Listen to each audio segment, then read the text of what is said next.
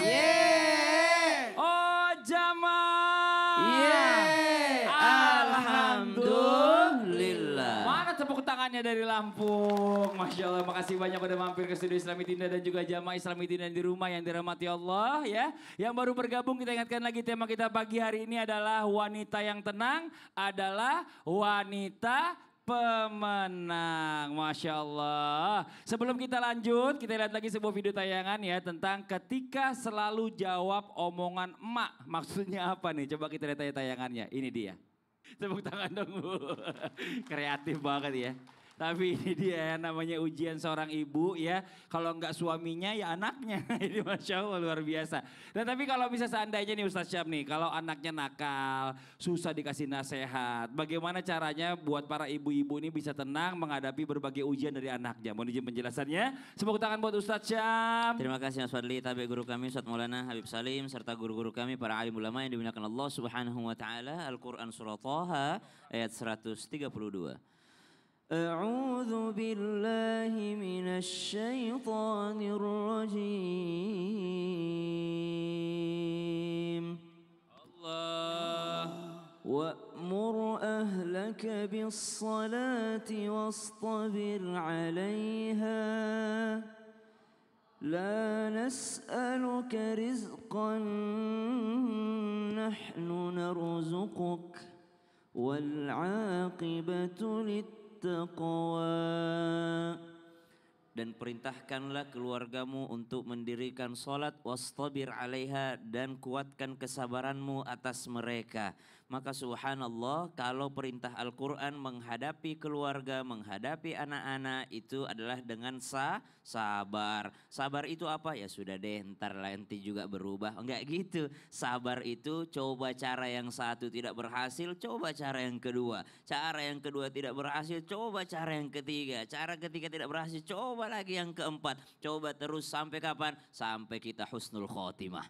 Sampai kita husnul khotimah. Sampai kita menjadi orang yang selamat di mata Allah. Karena kita telah bertanggung jawab penuh atas amanah yang telah Allah berikan kepada kita yaitu anak. Maka subhanallah bagaimana menjadi seorang ibu agar bisa menghadapi anaknya. Ujian kala ada anak yang ternyata subhanallah ini benar-benar ujian dalam hidup. Maka menjadilah orang tua yang sabar. Tanpa bermaksud menggurui ataupun mengajari. Kita mendidik anak ini pahalanya besar di mata Allah subhanahu wa ta'ala. Bisa jadi apa? Bisa jadi sedekahun jariyah. Bisa jadi apa? Ilmu yang bermanfaat. Bisa jadi apa? Bisa jadi waladin salih yada'ula. Bisa menjadi anak yang mendoakan. Sedangkan tiga hal inilah yang sebenarnya tidak akan terputus dan menjadi investasi yang terbaik untuk seseorang. Dia menjadi passive income. Kita nggak ngapa-ngapain nanti dalam barzakh, udah nggak bisa ngapa-ngapain emang. Tapi ada income yang selalu datang. Dari mana income ini? Dari sedekatin jariyah, dari doa anak soleh yang mendoakan, dari ilmu yang bermanfaat yang diberikan orang tua terhadap anak-anaknya. Dan itu semua hanya bisa dilakukan hanya dengan kesabaran. Coba lihat Nabi Nuh alaihi salam mendakwahi anaknya, ngajak anaknya naik ke atas perahu, naik ke atas bahtera. Tapi ternyata ujung-ujungnya subhanallah anaknya tidak mau ikut kepada Nabi Nuh alaihi salam. Sampai Allah subhanahu wa ta'ala yang memberikan jawaban kepada Nabi Nuh alaihi salam. Innahu laisa min ahlik. Dia itu bukan daripada keluargamu. Kalau kita dikasih sama Allah anak, maka punya tanggung jawab untuk senantiasa mendakwahi. Kadangkala kita memberikan kepada keluar rumah ini yang terbaik. Tapi belum yang terbaik terhadap orang yang di dalam rumah. Sehingga Allah subhanahu wa ta'ala melalui lisan baginda Nabi sallallahu alaihi wasallam menyampaikan bahwa sedekah terhadap keluarga sendiri berkali-kali lipat pahalanya. Berkali-kali lipat ganjarannya dari Allah subhanahu wa ta'ala. Kenapa? Ujiannya lebih besar. Kalau sedekah kepada orang lain, makasih banyak Bu Haji. Bu Haji memang yang terbaik. Makasih banyak Bu Haji. Bu Haji memang the best. Tapi kalau kepada anak-anak, segini doang mah.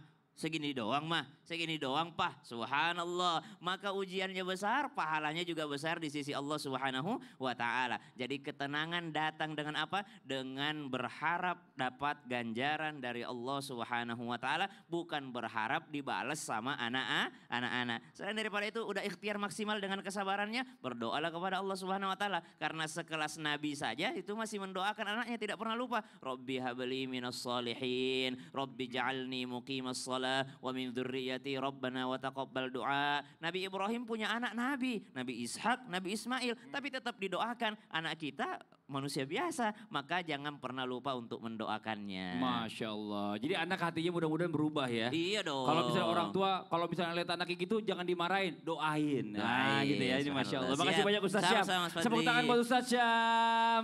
Oke, kita lanjut lagi. Sekarang waktunya kita mau kasih kesempatan guru kita Ustadz Maulana ya, buat bertanya sama jamaah. Tapi sebelumnya kita masuk dulu ke segmennya. Ustadz bertanya, kami menjawab. Nah kali ini saya mau pilih, Masya Allah ibu-ibu semangat banget. Ada bapak. Nah, oh ini. Boleh berdiri, perkenalkan dirinya Bu, Masya Allah. Assalamualaikum warahmatullahi wabarakatuh. Waalaikumsalam warahmatullahi wabarakatuh. Tabi pun, Iya pun. saya Laila Rahmatillah, Jamaah Al-Hidayah, Pardasuka, Prengsewu, Lampung. Tepuk Masya Allah. tangan. Ini tasbihnya banyak, sesuai sama kerudung sama bajunya. Kalau bajunya merah, tasbihnya merah. Iya, Masya Allah. Mau nanya apa Ustadz? Bu, saya mau nanya. Hmm. Kalau Boleh. kalau ibu direndahkan orang atau dina orang, apa yang ibu lakukan? Saya kalau direndahkan orang, saya tetap bersyukur. Berarti Bersyukur? iya, berarti saya lebih baik dari orang yang merendahkan saya. Oh, kok bisa kan Iya. direndahkan Bu? Iya, tidak apa-apa. Kalau dihina, Dihina saya tidak balik menghina. kenapa? Tapi- Itu ujian dari Allah, saya harus bersabar. Oh. Tepuk tangan. Oh. Kalau saya lapor polisi. Ya, enak aja. Iya. Assalamualaikum warahmatullahi Iya. Wassalamualaikum warahmatullahi wabarakatuh. Waalaikumsalam warahmatullahi wabarakatuh. Makasih banyak Ibu Laila. Izin Habib dan Ustaz Sam. Jamaah. Yeay. Tema kita sangat bagus. Wanita tenang, wanita pemenang. Maka jangan pernah membalas cacian hinaan orang. Karena sebenarnya apa isi hati orang itu terlihat dari apa yang keluar dari mulutnya. Kita tidak tahu isi teko itu. Akan terlihat isi teko itu kalau sudah dituangkan isinya. Maka manusia itu, orang itu akan terlihat dari isi kata-katanya, dari isi hatinya. Hati manusia tidak ada yang tahu. Tapi ketika dia mengucapkan sesuatu, berarti itulah isi hatinya. Maka ketika kita direndahkan, dihina orang lain, apa yang kita lakukan? Ada 4 yang kita lakukan. Yang paling pertama adalah bersabar. Apa artinya sabar? Mampu tapi tahan. Bersabar. Yang paling terbaik sabar.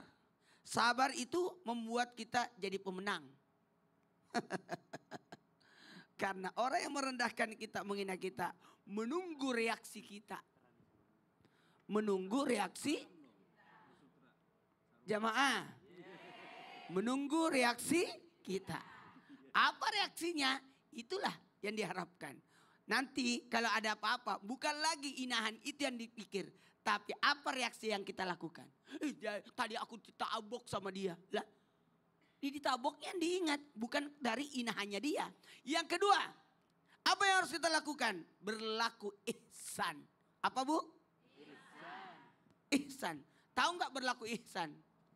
Membalas keburukan dengan kebaikan. Kita dihina, pelit. Ya kasih traktir dia. Sehingga dia malu sendiri. Ternyata dia tidak pelit ya. Tuh.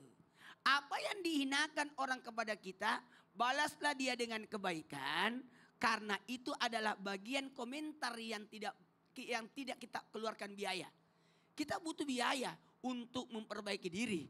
Karena kita tidak tahu apa kekurangan kita. Dari inahan orang itulah yang menyebabkan kita tahu apa kekurangan kita. Betul. Maka ketika kita berlaku ihsan, justru itu jauh lebih baik. Karena melawan cacian itu bagaikan peperangan. Menang jadi arang, kalah jadi abu. Tidak ada baiknya. Sekali lagi, tidak ada baiknya. Yang paling ingat yang ketiga, apa yang ketiga? Introspeksi diri. Perenungan diri. Ketika kita dihina, jangan fokus pada hinaannya, jangan fokus pada orangnya, fokusnya pada diri, perbaikan diri. Karena mohon maaf, omongan orang, kita tidak mungkin bisa menutup mulut orang, bau tangan kita. Yang paling bagus, tutuplah telinga kita dengan 2 tangan. Oke? Sibukkan diri kita dengan kebaikan sehingga tidak mempengaruhi kegiatan kita, kinerja kita disebabkan karena omongan orang. Yang terakhir, jangan lupa berdoa. 1, 2, 3.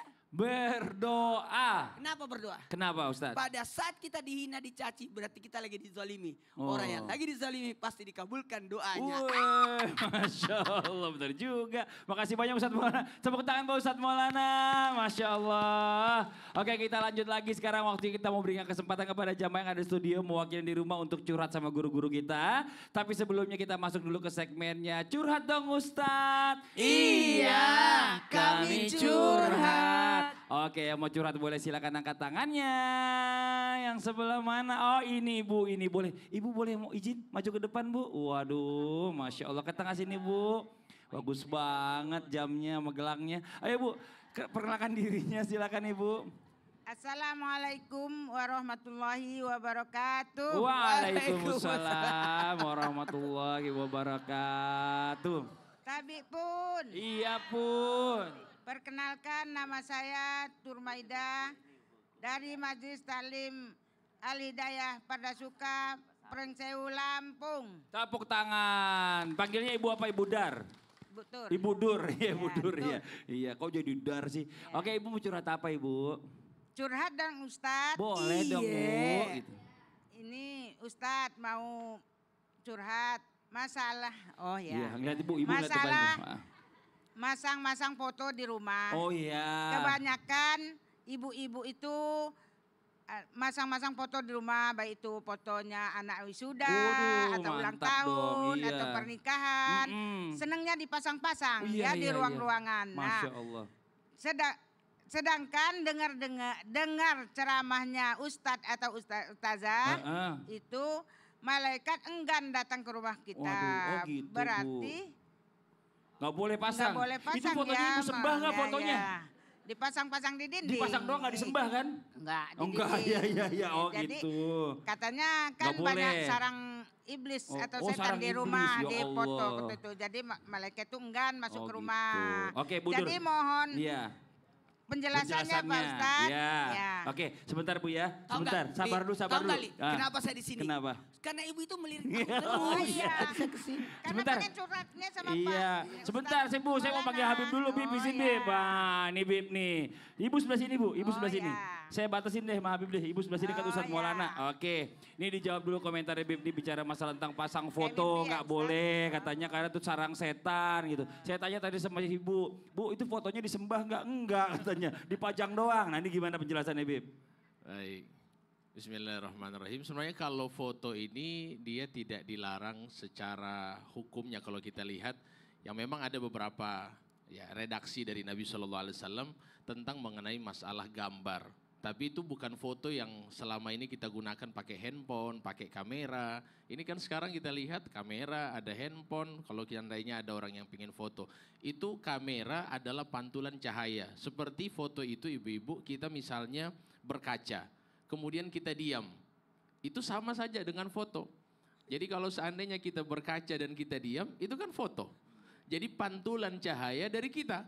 Maka itu dibolehkan, gak ada masalah. Nah sehingga ulama-ulama mengatakan kalau foto kamera, foto HP, maka ini dibolehkan. Dan dipajang, gak ada masalah. Adapun dipajang di rumah-rumah, itu kan bukan bukan patung-patung yang begitu banyak. Nah ini yang menjadi beberapa ulama yang melarang. Tapi kalau foto gak ada masalah. Ibu pasang foto wisuda anak.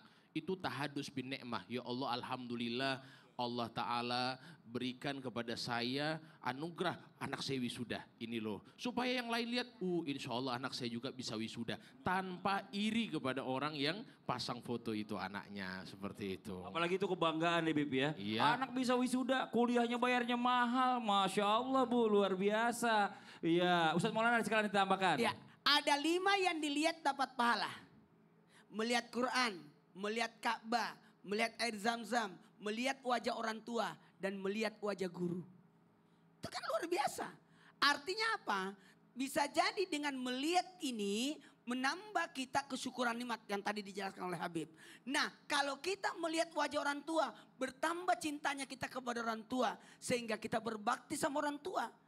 Nah, melihat gambar anak, kangen kita sama anak kebayar dengan melihat gambarnya. Nah, tapi dalam hal ini memang dilarang yang berbentuk 3 dimensi. Ini kan kalau gambar itu kan cuma 2 dimensi, panjang lebar. Tapi kalau yang 3 dimensi, patung, panjang, lebar, ruang. Itu yang tidak boleh berbentuk patung. Tapi ada juga ulama berpendapat tergantung daerahnya. Kalau di Indonesia masih aman. Tapi kalau ada satu negara, foto pun disembah.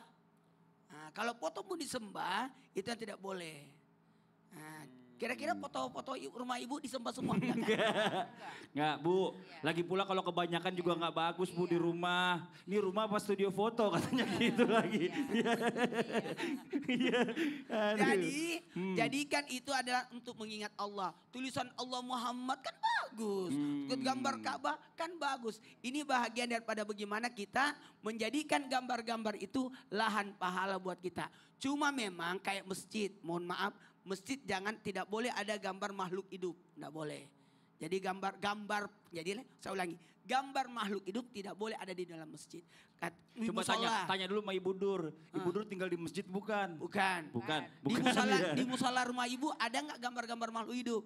Nah, jadi yang di tempat untuk sholat, tempat untuk ibadah tidak boleh ada gambar makhluk hidup. Ulangi, gambar makhluk hidup. Jadi kalau pakai baju yang ada gambar manusia, sebaiknya jangan dibawa ke masjid. Kasihan orang, dia lihat fotonya orang dari belakang. Cobloslah nomor sekian. Kan? Jangan. Jadi jangan pernah membawa baju yang ada gambar manusianya ke masjid. Karena itu termasuk gambar makhluk hidup. Cuma lihat coblos nomor sekian. Kebetulan yang belakang bawa paku, dicoblos di situ. Kan repot Bu nanti malah Ya, jadi ibu-ibu bisa geser ke bahaya. sini enggak? Kita Iya. ya. Jadi enak kan posisinya? Oh iya benar juga kita. Paling gak seimbang kayak tangga. Ini Masya Allah. Bu Dur makasih banyak. Ibu Dur sini aja dulu ya. Ya, Jangan sini kemana-mana aja, Bu. nih. Buat jamaah yang di rumah juga jangan kemana-mana. Setelah ini kita lanjutkan lagi pembahasan kita tentang wanita yang tenang adalah wanita pemenang. Tetap di Islam itu indah. Jamaah. Oh jamaah. Iye. Alhamdulillah.